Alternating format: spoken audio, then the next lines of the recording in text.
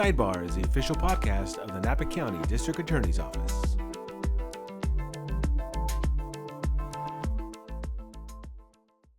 Hello, everyone. This is Carlos Villatoro with the Sidebar Podcast. Thank you very much for joining us today. And the Sidebar Podcast, of course, is the official podcast of the Napa County District Attorney's Office.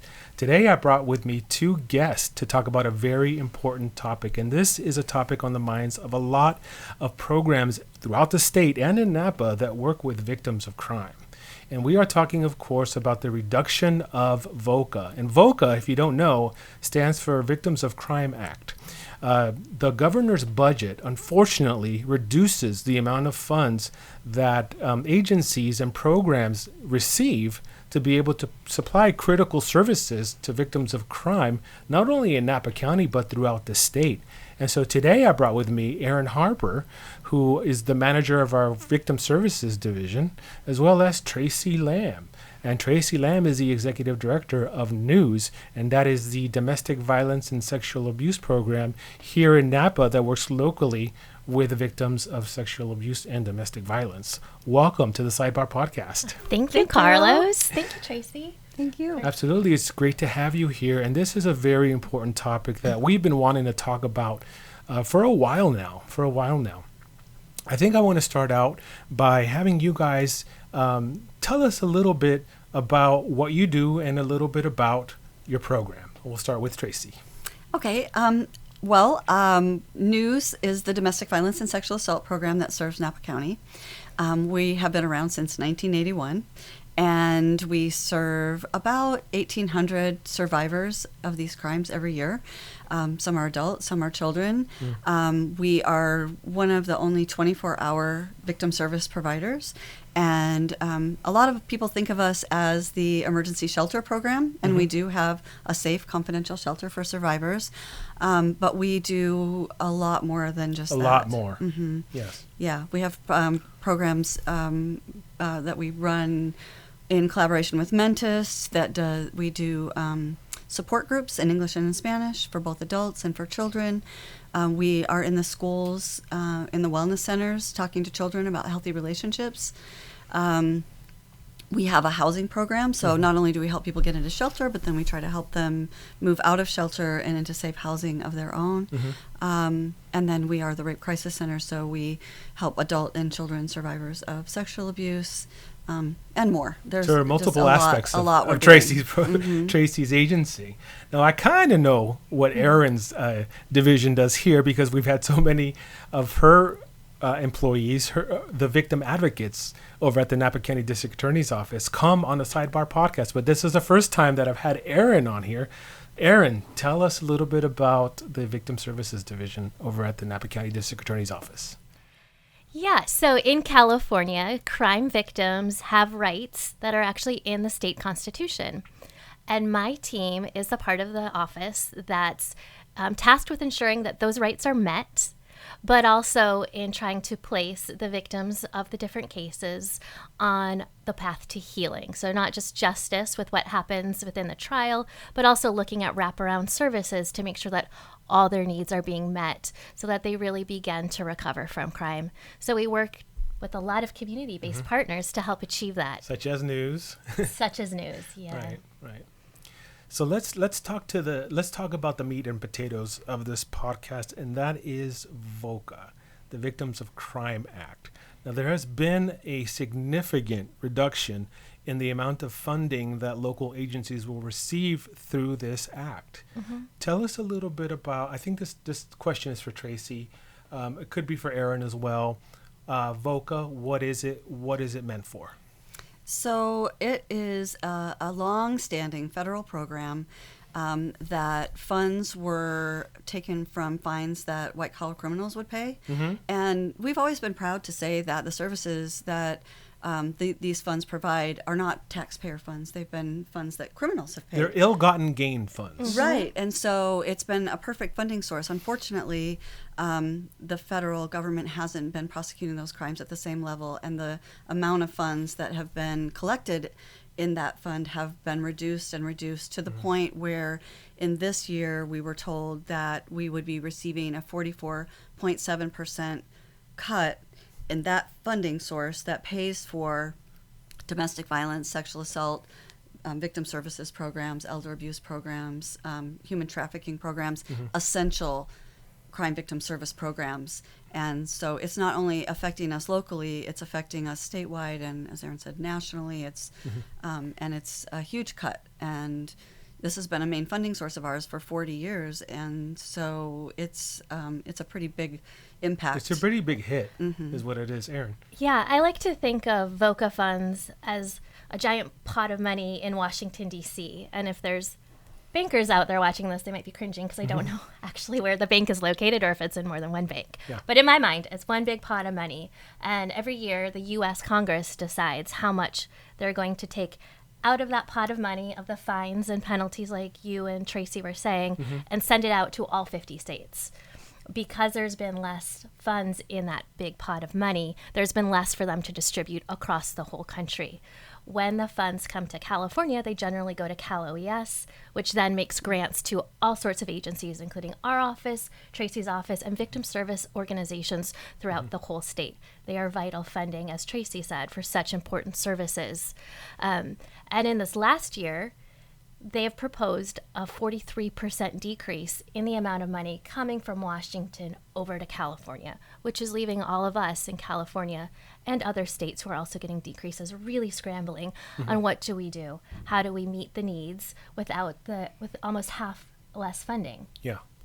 So it's not like we can just say we don't have the funding, therefore we're going to cut all services from victims in Napa and the state. Right? Exactly. And if you think about it, it's a 43% decrease on funds that we're already going to agencies that are not well funded. Victim services isn't a lucrative field. We're not all just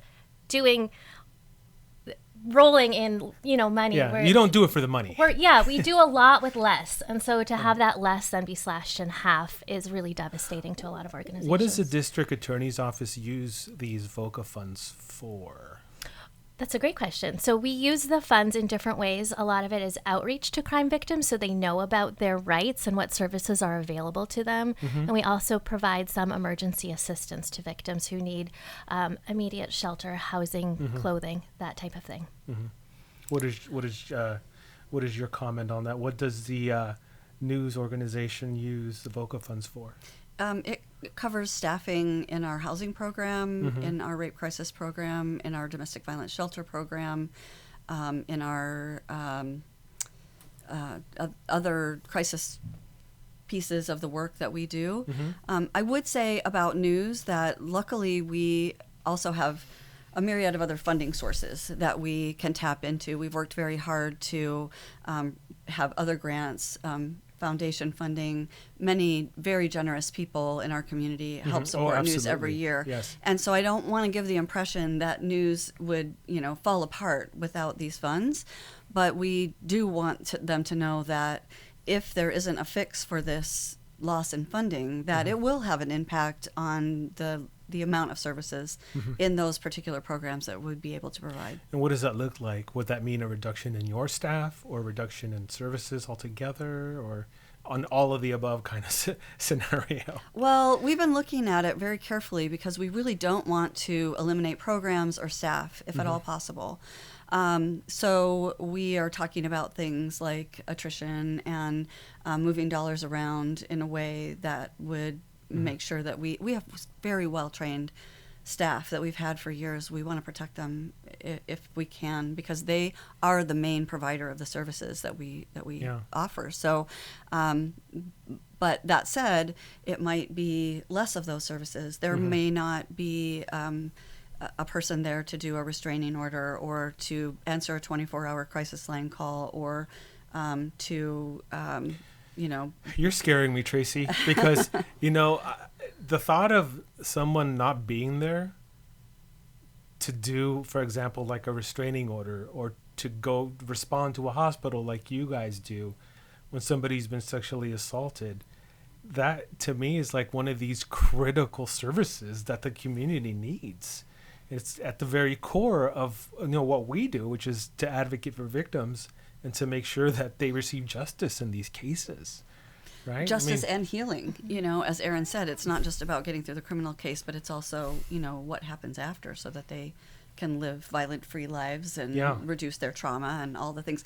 Yes, it's very important to have advocacy and support throughout, from the time we learn about these things until they feel like they're ready to go beyond our services. Yeah, as Tracy's saying, the VOCA funds services that aren't ancillary or kind of optional, nice things to have. They are essential emergency services that we'd all want in place if we're victims of crime. Mm-hmm.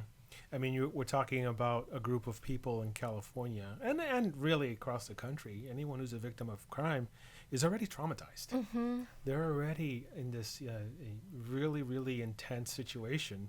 They've just been victimized, and it could be very difficult to think about things like, well, where am I going to stay if I want to leave my, domestic violence situation, or I've just been sexually assaulted.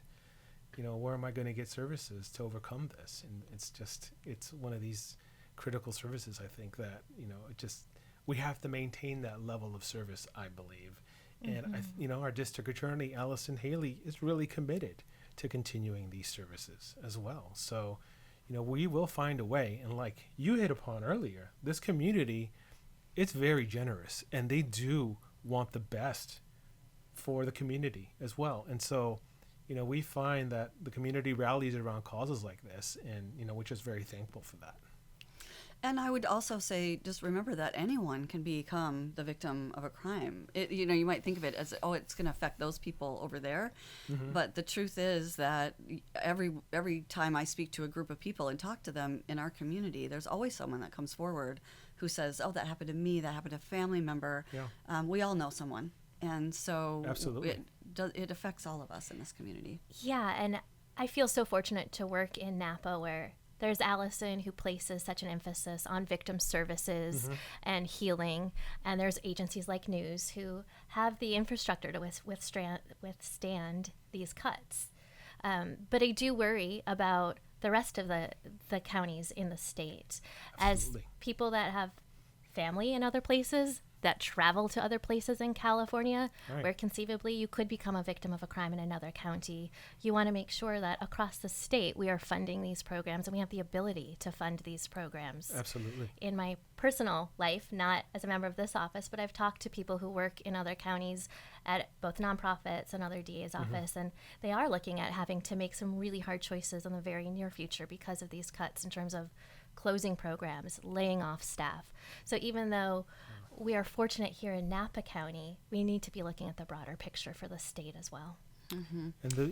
Yeah, particularly rape crisis centers are one that will be hit the hardest because traditionally it's the majority of the funding has come from this source. Mm-hmm. So we have 4 people that work in our sexual assault unit now. We would potentially, run the risk of not having, and they're busy. Mm-hmm. They're so busy, and they're working 24/7, working very, very hard. And the thought that we won't be able to support those people to be there, it is scary, and we don't want to see that happen. Well, we don't want to see that happen, obviously, yes. And I think that,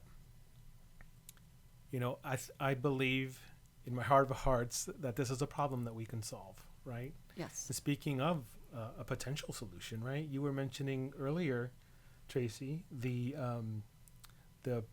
legislative proposal on the governor's desk, right? Seems like the legislature has gotten together and they authored a budget that the governor is considering, right? Tell us a little bit about that.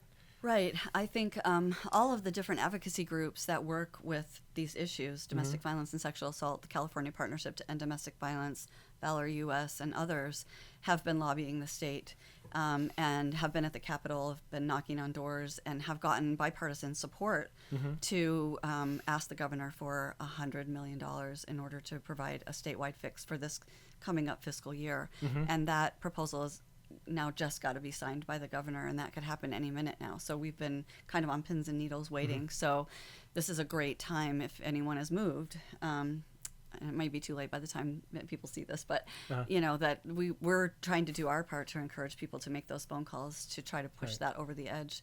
That would mean that at least in this fiscal year, we would be able to not have to reduce services, mm-hmm. not have to cut staffing or reduce our operating budgets. But there's a caveat to that, though, right? Because it only covers the fiscal year, right? And then Right. you'd And have so to find another funding solution. either we would be looking at whether or not the federal funds are built back up to the point where they can release more money, or we would be looking at the state to continue to provide the fix, which we know this is a difficult budget year for the state. So, Yeah. we don't know what things will look like next year. But the fact that we're spending so much time and energy just trying to save services that are essential to, the safety, health and safety of our community, the public safety of our community, it's like, wish we didn't have to spend time doing this. That we wish those services would be just secured, so we didn't have to do this. So at the time that we're recording this, the governor has not yet approved this budget, this legislative budget. But, by the time this thing airs, he could have. But Tracy has a call to action, correct? What is it that news is asking people to do? Well, this would be a great time. If this is still in limbo by the time people see this and we haven't gotten a decision yet, then we would ask that people call Governor Newsom's office. And the number is 916-445-2841. And you can just say something simple like, I'm a resident of Napa County. I'm concerned about the cuts in VOCA and how they might affect victim services in Napa County. And I would really encourage you to sign the request for the $100 million to support these essential services. And that's it. Takes about a minute. And I think they listen. So Would that be helpful? I think that You think? that might be helpful. Yeah. Well, I mean, you guys heard it here, folks. Tracy is advocating for this, and it's a call to action. And if you missed that telephone number, we will provide it to you in the description of this video, and we'll flash it here as well. Any closing thoughts? Erin, we'll start with you. Yeah. With the right services, crime victims can go on to thrive and lead healthy, productive, full lives. But it's our obligation as a community to place them in that position. And it's only with victim support services, partnerships with news and other types of agencies that we're able to do that.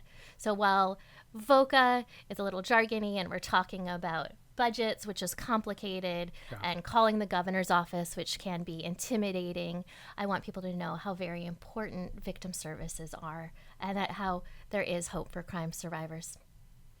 That's beautiful. That's a great message. Thank you for that. Yeah. And I would just say that we're very lucky here in Napa County that we do have a very collaborative group of people who work doing this work 24/7. And I just want to say that, it's a privilege to do this work because we actually do get to see survivors recover and heal. And it happens because these services are here. And so what sounds like a very sad and traumatic story can oftentimes end with someone recovering and feeling empowered and starting a life that is safe and free from violence. Absolutely. Tracy and Erin, I want to thank you so much for being on the Sidebar podcast. And I want to thank you, the viewer, for joining us today on the Sidebar podcast. If you enjoyed this video, please leave it a like, drop a comment, and consider subscribing to the Sidebar podcast for more great content. Thank you. Thanks, Carlos. Thank you, Carlos. Thank you.